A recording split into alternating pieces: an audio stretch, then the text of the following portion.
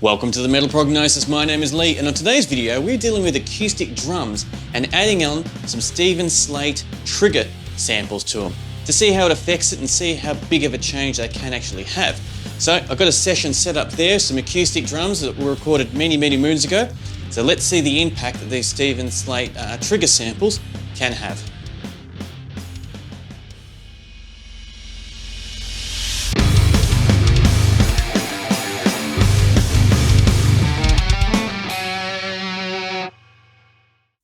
Alright, now I've got everything set up ready to go. So here are the acoustic drums here, ready to rock. But what I've done is, I've just taken out any kick and snare kind of magic to it. So we're starting off nice and raw. So down here with the toms, I still have some gates and some EQs rocking down here. But for the kick and snares, they're just not there. So let's say we've got a scenario where we want to use triggers to try spruce it up. For whatever reason, it doesn't really matter. So this is what it sounds like, nice and raw.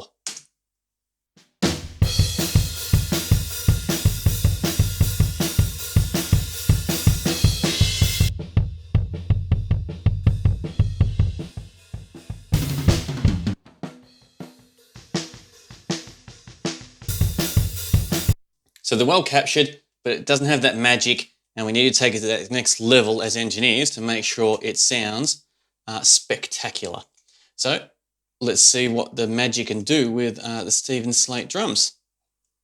So get the trigger here. Let's see if I can remember this. Get it in sight for everyone. And right now, so I'll solo this. So right now we have all these different banks down here of stuff that we can add to it for it to actually replace. So if I play it right now, we get, keep using my hands, use the mouse. We get what is being triggered and what isn't. So I might turn that sensitivity down a bit. That's picking up just a little bit too much. And turn the gate on. So I get to show you while I'm self-commentating what this thing has to offer. So as we can see there, it's being gated now and it's not looking too bad. So I think that's good. So you're not sure about like this little one here, but let's add a sample in and see how it's actually going to react. So we go to browsing. Let's see if I remember. What have I got? Deluxe kicks. Cool. They look. Let's just see how they direct. That's nice and ticky. But I'm not sure what they are. That sounds like the overhead. Oh, it's nice and boomy. So let's say we're going for that kick, for argument's sake. Now the cool thing was, if you did want that huge reverby sound, you could add that here. And when we play it here, it gets triggered. You're getting both that ticky stuff and that big, crazy 80s sound, reverby type of kick. And you just mix them in, blend them. So you'd probably take that, what I like to do when I'm mixing, is bring it right down and then fade it up to where you want it to sit.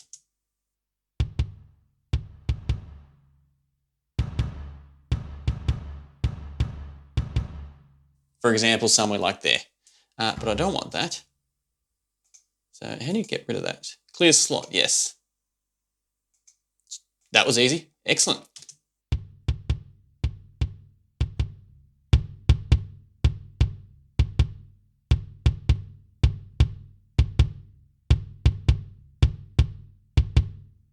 So they're sounding like they're triggering and hitting really nicely.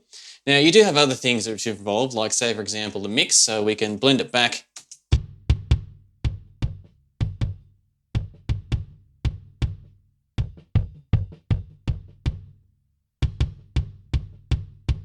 And kind of find a nice balance between the original one and the replacing one. But for this, let's just leave it 100 because we really want to hear the extreme difference here.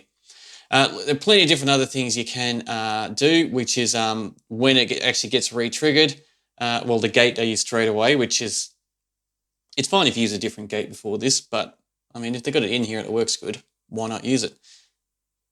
So let's hear that now with the actual mix. And I'll take this kick out and I'll drop it in and out and see how it, see how you can tell the difference.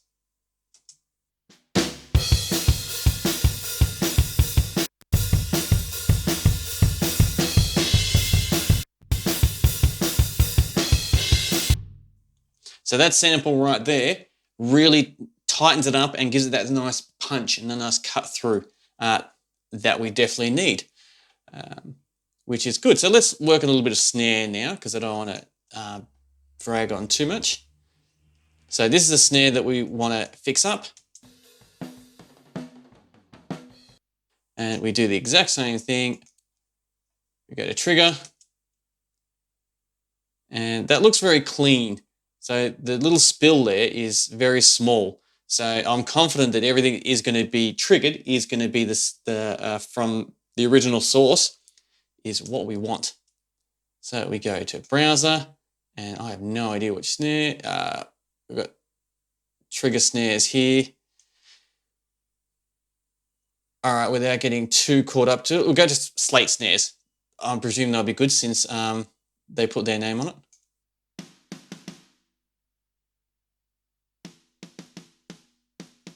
So that's a nice little snappy one. A little bit quiet, so let's see if we can fix it up by boosting the crap out of it. Let's bring it to a part of the song which actually has snare.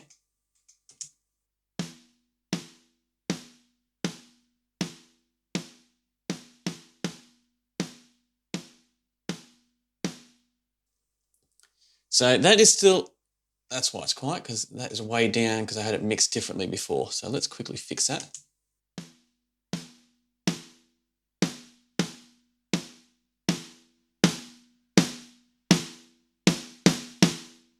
Now that's in our face. So let's do a quick on and off with it.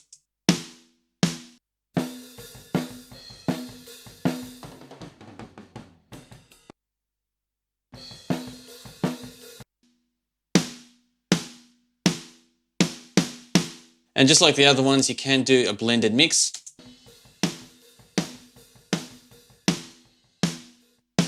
But for now, just keep it on 100, just as I said, to hear the extreme difference. So we'll turn that off for now, that snare, and let's listen to it with the rest of the drums.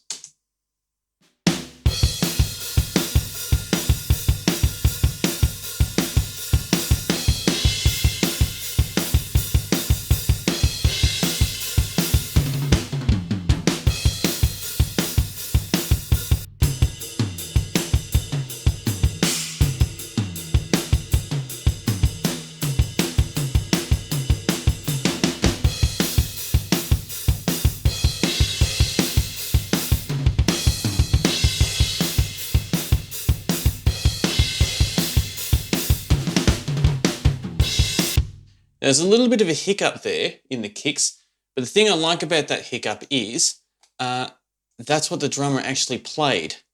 Where was it? Somewhere around here.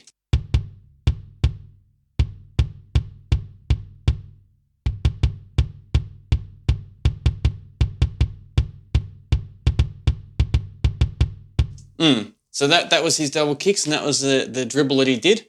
So that's a good thing about triggering it, is at least you still get to capture exactly when the actual drummer played and how they performed. Close enough anyway, because we are resampling with someone else's actual hits, but hopefully you understand the zen of that. So there we are. There is a quick rundown of going from, let me just do a quick on and off again, from something like this. Whoop, come back, I want to play.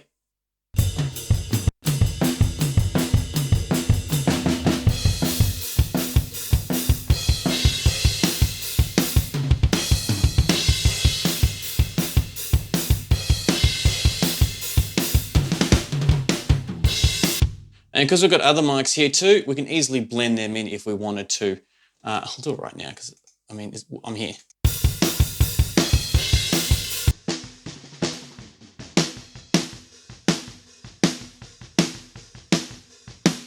And same with the kicks. We could add in the other one there to give it that body.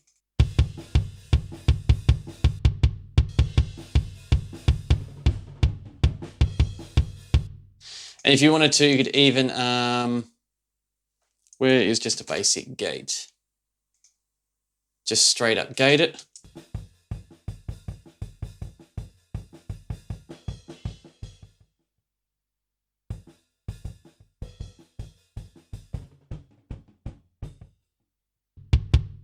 So we're only picking up that bottom end, give it a bit more volume, of where we want it to come in.